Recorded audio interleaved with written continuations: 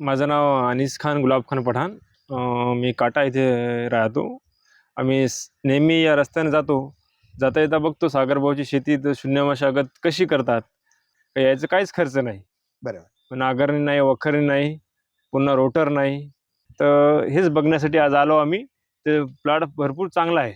म्हणजे रासायनिकपेक्षा एकदम उत्तम चांगला प्लॉट आहे. बरं. नमस्कार शेतकरी बंधूंनो, आपण सागरभाऊ रावले यांच्यासारख्या एखाद्या शेतकऱ्याला जर उत्पादन जास्त आलं तर आपण लगेच प्रश्न विचारतो, कोणती जात वापरली, कोणतं खत दिलं, कोणतं कीटकनाशक वापरलं. आणि बहुधा या प्रश्नाच्या पलीकडे अनेक शेतकरी जात नाहीत. आणि याच प्रश्नाच्या आधारानं मग युट्यूबवर सर्च करतायत किंवा कृषी विद्यापीठाच्या डायरीमध्ये बघतात किंवा आजूबाजूच्या शेतकऱ्यांच्या शेतामध्ये जाऊन बघतात आणि मग तीच व्हेरायटी, तेच खत देतात, तेच कीटकनाशक मारतात. आणि हे सगळं होताना आपल्याला असं दिसतंय की आपला उत्पादन खर्च तर वाढतो, परंतु उत्पादन मात्र फारसं वाढत नाही. आणि निव्वळ उत्पन्न जर म्हटलं तर ते आणखीनच कमी झालेलं दिसतं. शेतकरी बंधूंनो, ही व्हेरायटी, रासायनिक खत किंवा कीटकनाशक महत्वाचे आहेतच, परंतु खरं उत्पादन वाढण्यासाठी आणखीन काही महत्वाच्या गोष्टी आहेत ज्या आपण सागरभाऊकडून इथं समजून घेणार आहोत. सध्या आपण सागरभाऊ रावले यांच्या शून्य मशागत शेतीमध्ये आहोत. आपण सध्या आता हे सोयाबीन बघू शकतोय. सुंदर प्लॉट या ठिकाणी हा बसलेला आहे. आता या शून्य मशागत शेती करताना आपण टप्प्याटप्प्यानं आता सगळ्या गोष्टी तुमच्या समोर मांडतोय. म्हणजे आपण या ठिकाणी कोणती नांगरणी वखरणी केली नाही. म्हणजे आता आपल्याला दिसेल की रागरभाऊ आपला निदान 2,500-3 हजार रुपये खर्च वाचला सुरुवातीचा. सहज सर, जास्त जास्त. हो. म्हणजे आपण उन्हाळ्यामध्ये बघितलं होतं की या शेताला भेगा पडलेल्या होत्या, हरभऱ्याची खुंट उभी होती. आणि अशा स्थितीमध्ये आपण या शेतामध्ये पेरणी केली. या पेरणीपूर्वी आपल्याला दिसते की मशागतीवरचा 2,500-3 हजार रुपये खर्च वाचला. आता इथं तुमचं 15 एकर शेत आहे. म्हणजे 15 त्रिक 45 हजार रुपये खर्च इथं वाचला. आणि इथं महत्वाची एक गोष्ट सांगा वाटते की आपला खर्च वाचवणे हा उद्देश नव्हता. खर्च तर वाचला एका इकडे, परंतु मात्र या जमिनीची मशागत न केल्यामुळे सुपीकता वाढलेली आहे. जमिनीचं स्ट्रक्चर आपण नॅचरली जसं होतं तसंच ठेवलंय. आधीच्या पिकाचे अवशेष आपण जमिनीमध्ये तसेच ठेवले आणि त्यामुळे मोठ्या प्रमाणात ऑर्गॅनिक मॅटर जमिनीमध्ये पडला. आणि जमिनीची सुपीकता वाढल्यामुळे दुसरं काम केलंय तुम्ही की या शेताला कोणतेही रासायनिक खत दिलेलं नाहीये. जनरली आता शेतकरी एक पोत DAP तरी देतात सहज, है ना. त्यांचा रासायनिक खतावरचा खर्च जर बघितला तर 1,500 रुपये जवळपास त्यांचा खर्च जातो. नक्कीच. तो पण तुमचा 15 एकरावरचा तो वाचलाय. म्हणजे 1,500 रुपयानं जरी पकडलं 15 एकराचं तर किती होतात? नाही 22 हजारापर्यंत खत झालं असतं. तर 45 ते वाचले, 22,000 हे वाचले. म्हणजे जवळपास 67,000 रुपये तुमच्या आता या 15 एकराले इथपर्यंत वाचले. बरं, आता रासायनिक खत दिलं नाही, नांगरणी केली नाही म्हणून पिकात काही कमी दिसतंय का? नाही साहेब, आम्हाला तर कुठेच म्हणजे असं उलट आम्हाला दरवर्षीच्या तुलनेत खूप जास्त हे वाटून आलं. आता पांढऱ्या मुळ्यांच्या ज्या संख्या आहे ती आपल्या जैविक असल्यामुळे किंवा कमी खर्चिक किंवा घरच्या औषधीपासून, तर ते मुळ्यांची संख्या दरवर्षी आम्हाला जमिनीवरती आलेली खूप दिसून राहिली. पण त्यातल्या त्यात यावर्षी जर पाहिलं तर ती संख्या जी आहे, संख्या तर भरपूर आहे, पण त्या मुळीची साईज जी आहे ती खूप जाडी आहे. आणि पिकाचा कलर आता आपण पाहूनच राहिलो. आणि ही पानाची साईज पहा साहेब, म्हणजे कुठेही आपल्याला म्हणजे जर पाहिलं तर हे म्हणजे साईज पहा. आता हे म्हणजे आपल्या हातात म्हणजे नुकतं एकच पान बसून राहिलं अशी परिस्थिती आहे. तर मला सांगा, आता म्हणजे कोणालाही जरी म्हटलं तर विश्वास येत नाही की हे तुम्ही सरळ खोटं बोलता की याला कुठलंही रासायनिक खत किंवा रासायनिक औषधीचा वापर केला. आपल्याला दिसते की हे तुमचं रोडवर शेत आहे. वाशिम ते काटा रोडवर आहे. आणि सुरुवातीला अनेक जाणारे येणारे शेतकरी तुम्हाला विचारत होते की यावर्षी काही करायचं नाही का, सगळं पडीत दिसतंय. त्याचे आपण व्हिडिओ पण शूट केलेले आहेत आणि त्यामुळे सगळे रेकॉर्ड आपल्याजवळ आहे. आपण सुद्धा कधी या शेताला भेट देऊ शकता. म्हणजे आता आपण सागरभाऊ 2 गोष्टी बघितल्या. नांगरणी वखरणी केली नाही, 3,000 रुपये एकरी खर्च वाचवलाय. म्हणजे टोटल तुमच्या शेताचा 25,000 रुपये खर्च वाचला. त्यानंतर रासायनिक खत दिलं नाही, ज्याचा खर्च आपला 22-23 हजार या ठिकाणी झाला असता, तो सुद्धा वाचलेला आहे. त्यानंतर आपल्याला दिसते की सर्वात महत्वाचं राहतं या शून्य मशागत शेतीमध्ये पेरणी व्यवस्थित करणं. म्हणजे विशेषतः टोकन यंत्रानं पेरणी करणं. आता सागरभाऊ असं पाहतो आपण की अनेक शेतकरी एकरी 30 किलो बियाणं पेरतात. आणि 30 किलो जर आपण एकरी बियाणं पेरलं तर साधारण 3,000 रुपयाचं बियाणं होतं मार्केटमधून विकत आणतो म्हटलं तर आता तो पण आपला खर्च या ठिकाणी कमी झालेला आहे. कारण आपण टोकन यंत्रानं पेरणी केली आणि टोकन यंत्रानं पेरणी केली तर आपल्याला दिसते काही जण 3 बिया टाकतात तर 22 किलो बियाणं लागतं. काही ठिकाणी 2 बिया 2 टाकतात बिया एका ठिकाणी, हा. तर त्या ठिकाणी आपल्याला दिसते 17-18 किलो बरोबर बियाणं आहे. लागतं. म्हणजे जवळपास 1000 रुपयाचं बियाणं पण बियाणं, वाचलं. हा. आता जे ट्रॅक्टरनं आम शेतकरी जे पेरणी करतात, तर 3000 रुपये बियाणं आणि 700 रुपये जवळपास ट्रॅक्टरवाला घेतो. हो. 37 रुपये पेरणीचा खर्च येतो. हो. या ठिकाणी मात्र आपल्याला बियाणं 1000 रुपयाचं वाचलं. हो. आणि पेरणीचा खर्च किती, तर आपल्याला दिसते की टोकन यंत्रानं जेव्हा आपण पेरणी करतो, तर 500 रुपये एकराप्रमाणे मजूर सहज पेरायला येतो. हो. आणि त्यानं जर दिवसभरात पेरणी करतो म्हटलं तर तो 2 एकर पेरू शकतो. म्हणजे नक्की. त्याला जरी 1000 रुपये हा. रोज पडला, पण ते आपल्याला काम आपल्याला एवढं 500 जास्त रुपयात झालं. झालं. हो. म्हणजे आपल्याला 2000 बियाणं हो. आणि 500 रुपये पेरायचे, पेरायचे. 25 रुपयात पेरणी होते. हो. आणि जो ट्रॅक्टरवाला पेरणी करतो, हो. तर त्याला दिसते की 37 रुपयापर्यंत जाते. हो. म्हणजे पेरणीमध्ये सुद्धा आपला 1000 खर्च रुपये या जवळपास ठिकाणी वाचू वाचतो. शकतो. हा. म्हणजे 3 टप्पे झाले आता आपले. हो. आता एवढा सगळा खर्च वाचत असताना इथं आणखीन एक गोष्ट महत्वाची आहे की आपला पेरणीमध्ये खर्च वाचवणे हा उद्देश नाहीये. हा. रासायनिक खत न देण्यामागे उद्देश तो नाहीये, पण इथं जमिनीची सुपीकता वाढते. आणि पेरणी जर टोकन यंत्रानं केली, म्हणजे सारख्या अंतरावर जर सोयाबीन इथं पेरणी केल्या गेलं, तर झाडाला पाहिजे तेवढी सारखं स्पेस हवा पाणी भेटते. भेटून.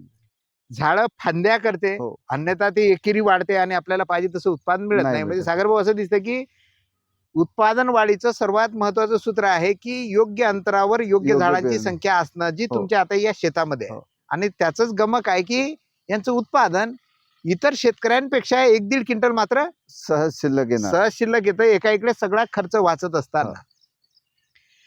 आणखीन एक महत्वाचं इथं घडतं यांच्यामध्ये की हे आता एवढ्या 3 गोष्टी झाल्या. हो. खर्च तर वाचवला, वाचलं. सोबत उत्पादन कमी होण्याच्या ठिकाणी तुम्ही सांगता इतरांपेक्षा उत्पादन पण वाढलेलं आहे. हो.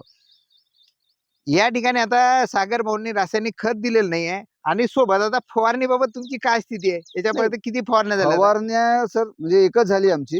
हा. कारण की यावर्षी काही असं कुठलं रोगराई पण नाहीच आहे. पण असंही आम्हाला म्हणजे बाकी काहीच नाही. आमच्या एकरी फक्त 10 रुपये खर्च आहे सर.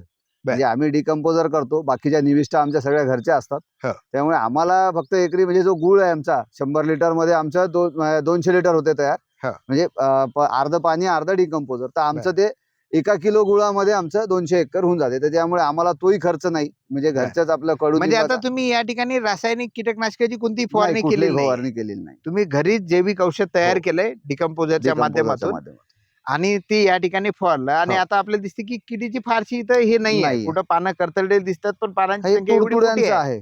हा, तर त्यांना काही एवढा फरक पडत नाही नाहीये. म्हणजे हा पण खर्च एकीकडे कमी होतो. वाचून जातो. आणि अजून असं दिसतं की किडींची संख्या जेव्हा आपण कमी म्हणतो या ठिकाणी, तर आता हे झाड सुदृढ आहे. हो. म्हणजे बाळ जर आपण सशक्त, आपण जर सशक्त असलो तर रोगराई कमी कमी येते. येते. तशा प्रकारे तुमच्या शेतामध्ये जमीन सुपीक आहे, हो. झाड सशक्त आहे आणि त्यामुळे किडींचा प्रादुर्भाव कमी वाढतो आणि बरोबर. किडीवर नियंत्रणासाठी जो खर्च आहे तो सुद्धा बचत होत आहे. आता मग एवढे जर फायदे असेल शून्य मशागतीबाबत, हा. तर नक्कीच शेतकरी बंधूंनो याचा विचार आपण करणं आवश्यक आहे. सागर भाऊ, मात्र हे अनेक लोकांना न पटणारी गोष्ट आहे. हे कसं शक्य होते असं वाटतं? नाही 100% साहेब. म्हणजे आता पुष्कळ लोक आता तुम्ही सांगता तुमच्या माध्यमातून व्हिडिओच्या याच्यातून लोक पाहायला येऊन राहिले किंवा रस्त्यानं जाताना येऊन पाहतात, तर ते सांगतात हे तुम्ही जे सांगता हे आम्हाला पटत नाही. हा. आता आपण पटवून देणं हे आता थोडंसं म्हणजे ते थोडं वेगळं होते. पण बरं. त्यांना एकच सांगावं लागतं, बा तुम्ही आमची माती घेऊन जा हा. आणि तुम्ही तपासून घ्या लॅबमध्ये की त्याच्यात खत टाकलेलं आहे किंवा नाही, हे तुम्हाला लक्षात येऊन जाईल. बरोबर. याच्यापेक्षा जास्त आपण काही सांगू शकत नाही. म्हणजे हा काही मार्केटिंगचा धंदा नाहीये. नाहीये. शून्य मशागत पद्धतीने शेती करणारे जेवढे शेतकरी आहेत ना, हा. किंवा SRT पद्धतीने शेती करणारे जेवढी शेतकरी आहेत, ते कोणतेही मार्केटिंग करत नाही. नाही. त्यांना जे नवीन तंत्रज्ञान मिळालंय खर्च वाचवण्याचं, उत्पादन वाढवण्याचं, उत्पन्न वाढवण्याचं, तर असं वाटतं की हे इतरांपर्यंत हा, जावं. म्हणजे आपल्या हा एवढाच उद्देश. आपल्या मार्फत अजूनही जसं आपला फायदा झाला तसं आज म्हणजे अनेक शेतकऱ्यांचा फायदा जर झाला की आज सगळ्यात मोठा खर्च शेतकऱ्यांचा म्हणजे लागवड खर्चच खूप वाढून आला. बरोबर. उत्पादकता जरी आणि भाव आपल्या हाती नाही, तर जेवढा आपण हा खर्च वाचू म्हणून आपला एक उद्देश आहे की बा आपल्यामुळे जर 4 लोकांना फायदा झाला तर चला अजून चांगलं. बरोबर आहे. राईट. म्हणजे आपल्याला दिसते की या शून्य मशागत शेतीमध्ये खर्च तर खूप मोठ्या प्रमाणात वाचतो. हो. जमिनीची सुपीकता सुपीकताही वाढते, खूप वाढते. पीक सुद्धा त्यामध्ये चांगलं येतं. चांगलं. सोबत आपल्याला दिसते की या पिकामध्ये आहे ना, जेव्हा आपण सांगतो की आधीच्या पिकाचे अवशेष आपण आत ठेवतोय, मग हो. तणाचे असो, पिकाचे पिकाचे. असो, म्हणजे ती मुळं आतमध्ये ठेवतोय, हो. तर ते जे रायझोस्पियर आहे, हो. त्या रायझोस्पियर मध्ये मोठ्या प्रमाणात जीवाणूंची संख्या वाढते. बरोबर. आणि ती जीवाणूंची संख्या वाढल्यामुळे तिथं काही अँटीबायोटिक्स तयार होतात, ज्यामुळे रोग निर्माण करणाऱ्या बुरशी त्या मुळाच्या आजूबाजूला येत नाही. नाहीये. आणि दूरच त्यामुळे राहते. आपल्याला दिसते की रोग पण यावर कमी येतो. कमी येतोय. पीक सुदृढ पण होत आहे. हो. आता हे सगळं करताना आपल्याला दिसतंय की आपला लागवड खर्च तर एकदम खूप कमी होतो, उत्पन्न पण वाढतं, परंतु हे सागर भाऊ दिसते तसं पण नाही, याच्यामध्ये काही टेक्निक्स पण आहेत. हो. म्हणजे वेळेवर सगळ्या गोष्टी झाल्या होणं पाहिजे. सुद्धा आवश्यक हो. आहे. म्हणजे सर्वात महत्वाचं राहते की कोणत्याही पिकामध्ये तणाचं नियंत्रण, आणि याचं तणाचं नियंत्रण कसं केलंय? आम्ही सुरुवातीला मॅक्स घेतलं हा. आणि आपलं आता विना मशागत असल्यामुळे हा. पाऊस पडल्यानंतर जे काही तण निघले होते त्यासाठी हा. आपण त्याच्यामध्ये हे टाकलं मिरा 71, बर. जे ग्लायफोसेट वापरलं. हा.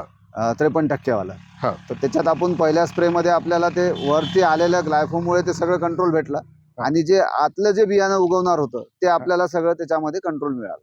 बरोबर आहे. म्हणजे जे काही उगवलं होतं तण ते हो. पण ग्लायफो याच्यातनं तुमचं गेलंय, बरोबर आहे. आणि त्यांना मॅक्सनं तुमचं जे उगवणारं तण उगवलेलं होतं हा ते ते सगळं सुद्धा त्यांनी हे हा, केलंय. हा. आणि आता त्यानंतर याच्यात काही डवरे मारायचे काम नाही पडलं नाही, काहीच नाही, डवरे वगैरे विषय नाही. फक्त माझ्या एका वाऱ्यात म्हणजे त्याच्यात ते सोयाबीन थोडस 9305 आहे, हा. तर त्याला वाढीला म्हणजे तेवढी वाढ त्याला सुरुवातीला पाऊस कमी असल्यामुळे नाही भेटली. बर.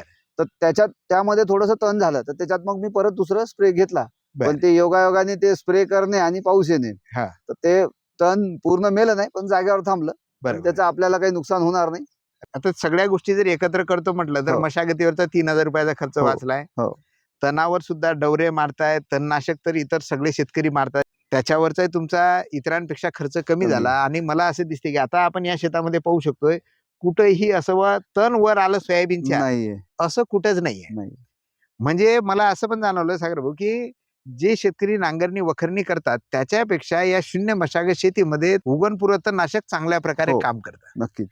कारण काय होतं शेतकरी बंधूंनो की आपण फवारणी जेव्हा करतो तर सगळ्या याच्यावर लेअर सारखी हो. पडते.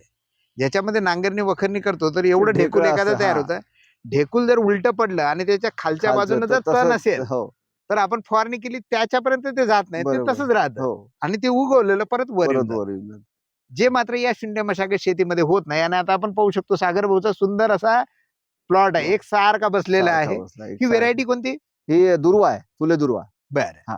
आता याच्यामध्ये सध्या आता हे पीक जवळपास 45-46 दिवसाचं 85 झालं. 46 दिवसाचा असताना हा पूर्णपणे फुलोऱ्यामध्ये पीक आहे. हो. सगळा फुलोरा या ठिकाणी असा आलेला लागून आहे, राहिलेला, हा. लागून आलेला आहे. हो. ही लवकर येणारी जात नाहीये, नाही, ही लेट आहे. लेट आहे. हा, म्हणजे ही तरी पण 100 दिवसाच्या वर जाते.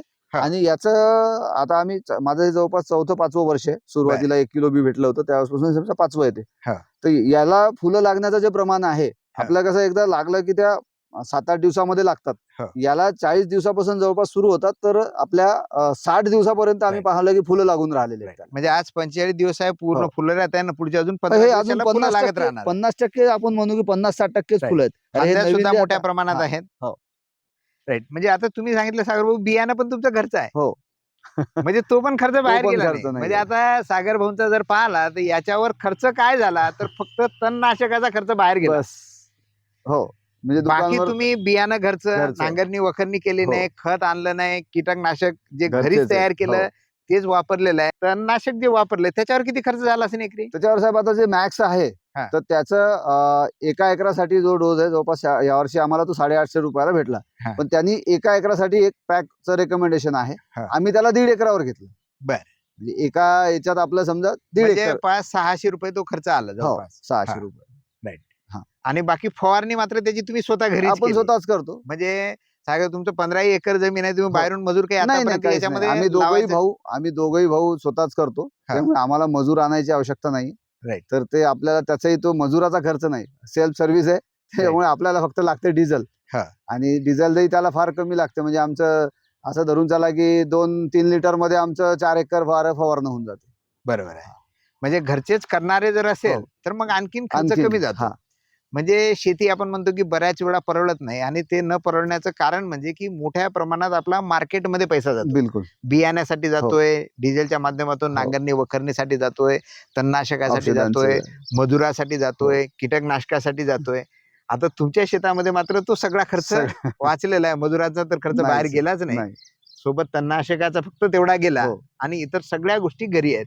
आणि असं पाहताना असा आता नवीन जर शेतकरी आला ना रोडवरून तर हो. हा यकीनच करत नाही की तुम्ही या शेताला काही रासायनिक खत दिलं नाही म्हणून. हो. कारण अशा प्रकारे सुंदर प्लॉट किंवा त्याची पानाची साईज आहे हो. ती प्रत्येक या ठिकाणी बसलेली आहे. बरोबर. तर माझी शेतकरी बंधूंना विनंती आहे की नक्कीच आपल्याला जर वेळ मिळाला तर कधी सागर भाऊ रावले किंवा आपल्या जिल्ह्यामध्ये अनेक शेतकरी आहेत. शेतकरी. काही कपाशीचे शेतकरी आहेत, काही तुरीचे पण शेतकरी आहेत. तर नक्कीच त्या शेतकऱ्यांच्या शेताला अवश्य भेट द्या आणि येणाऱ्या हंगामापासून आपण सुद्धा हा प्रयोग आपल्या शेतामध्ये करून बघू शकता. परंतु करण्यापूर्वी मी म्हणेल की फक्त युट्यूबवर व्हिडिओ पाहून चालत नाही. प्रत्यक्ष प्रत्यक्षात- येऊन बघा, प्रत्यक्षात भेट द्या. इतर शेतकऱ्यांशी चर्चा करा हा. आणि मग पुढे जा. त्यासाठी मी सागर भाऊला परत विनंती करतो की आपला एकदा नंबर पण सांगा. माझा नंबर आहे 94 22 95 96 09. खूप खूप धन्यवाद.